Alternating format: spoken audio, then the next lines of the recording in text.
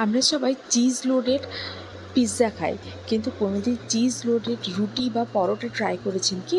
আজকে সেটাই বানাবো। আজকে বানাবো চিজি পরোটা। আসসালামু আলাইকুম, কেমন আছেন সবাই? বিনুর বিশ্বে আপনাদের সবাইকে জানাই স্বাগত। চলুন তাহলে রেসিপিটা শুরু করা যাক। বাড়িতে বানানো যে কোনো জিনিস হয়তো দোকানের মতো অতটা টেস্টি হয় না, কিন্তু হেলদি হবে এটা গ্যারেন্টিড। তো আজকে আমি বানাচ্ছি চিজ পরোটাটা আটা দিয়ে। আপনারা যদি চান শুধু ময়দার বানাতে পারেন বা আটা ময়দা মিক্স করেও বানাতে পারেন। আজকে আমি শুধু আটা নিয়েছি, নিয়ে আটাতে দিয়ে দিয়েছি পরিমাণ মতো লবণ দিয়ে ভালো করে মিক্স করে নিয়ে আটাটাকে এবারে দিয়ে দিচ্ছি এতে জল অল্প অল্প করে দিয়ে এটাকে যেমন রুটির আটা যেমন মাখানো হয় সেরকমই হবে, না বেশি নরম আর না বেশি শক্ত। দিয়ে চলুন আটাটাকে মেখে নেওয়া যাক।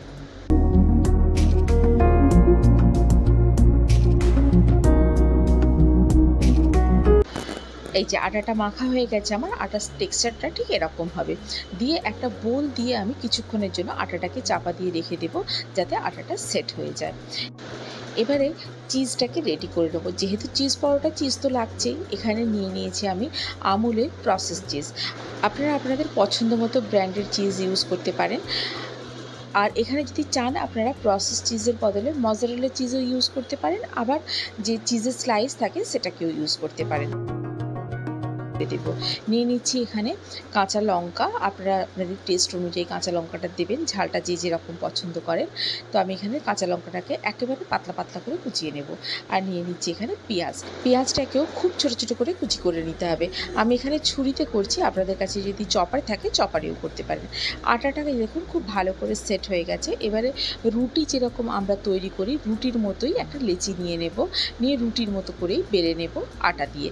আপনারা যদি তেল দিয়ে বেলতে চান তেল দিয়ে বেলতে পারেন, তবে আমি রেকমেন্ড করবো যে আটা দিয়েই বেলবেন। দিয়ে এই যে রুটির মতো করে বেলে নিলাম একটা, দিয়ে এটাকে আলাদা করে সাইডে রেখে দেব। এবারে আরও একটা লেচি নিয়ে আরও একটা রুটির মতো করে তৈরি করে নেব। খেয়াল রাখতে হবে একটা রুটি যেরকম বেলেছি ঠিক সেই রকমই কিন্তু মাপের হওয়া যায়, একটু 19-20 হলেও কোনো অসুবিধে নেই। দিয়ে আটা দিয়ে ভালো করে রুটিটাকে বেলে নিতে হবে। নিয়ে এবারে রুটিটার মধ্যে দিয়ে দেব যে চিজটাকে গ্রেট করে রেখেছিলাম, সেই চিজটা যে যতটা পছন্দ করেন চিজ দেবেন। আমি এখানে কম করে দিচ্ছি। আপনারা যদি চান যে একেবারে চিজ গড়িয়ে পড়বে তাহলে একটু বেশি করে চিজ দেবেন। আর খেয়াল রাখবেন ধারগুলো যেন ফাঁকা থাকে, ধারগুলোতে চিজ দেওয়া যাবে না, কেননা যখন আমি এটাকে একসঙ্গে মুড়বো তখন সাইড খুলে যেতে পারে সেঁকার সময়। দিয়ে দিচ্ছি এখানে পেঁয়াজের কুচি আর দিয়ে দেবো কাঁচা লঙ্কা কুচি। এখানে কেউ যদি চান গোলমরিচও ইউজ করতে পারেন, আমি এখানে দিচ্ছি চিলি ফ্লেক্স। এবার আগে থেকে বেলে রাখা রুটিটাকে ওপরে দিয়ে কভার করে দেবো, এটাকে দিয়ে সাইডগুলোকে খুব চেপে চেপে ভালো করে মুড়ে দেবো এরকমভাবে, যেন ফাঁকা না থাকে, দুটো রুটি যেন সেট হয়ে যায় একসঙ্গে। দিয়ে একটা কাঁটা চামচ দিয়ে এইভাবে দুটো রুটিকে ভালো করে চেপে চেপে মুখটাকে বন্ধ করে দেবো। তাই চিজটা যেন ধার পর্যন্ত না যায় এটা খেয়াল রাখতে হবে, কেননা সেঁকার সময় চিজটা বেরিয়ে যেতে পারে আর রুটির মুখটা খুলে যেতে পারে। আমাদের চিজি পরোটাটা বেলা একদম কমপ্লিট। এবারে এটাকে সেঁকতে হবে যতক্ষণ না তাওয়াটা গরম হচ্ছে। এটাকে আমি এইভাবেই রাখবো, যেটার ওপরে রাখবো প্লেট ওপরে বা এই যে পিঁড়ের ওপরে রাখছি, হালকা আটা বা ময়দা ডাস্ট করে রাখতে হবে, তা নাহলে জড়িয়ে যাবে।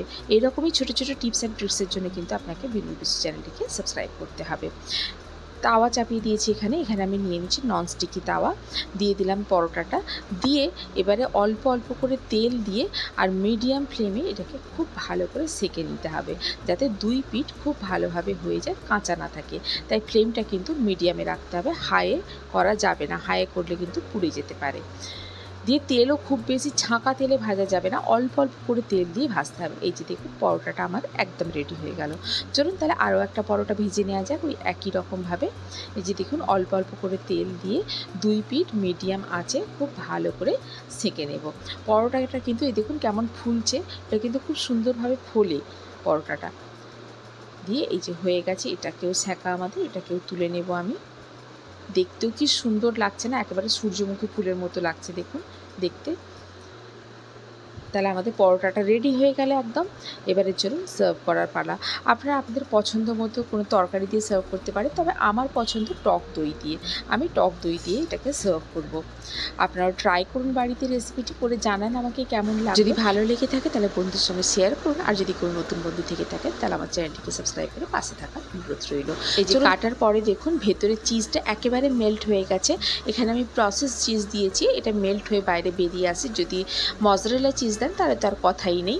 আজ তাহলে এই পর্যন্তই, আবার দেখা হবে। ভালো থাকুন, সবাইকে ভালো রাখুন। আল্লাহ হাফিজ।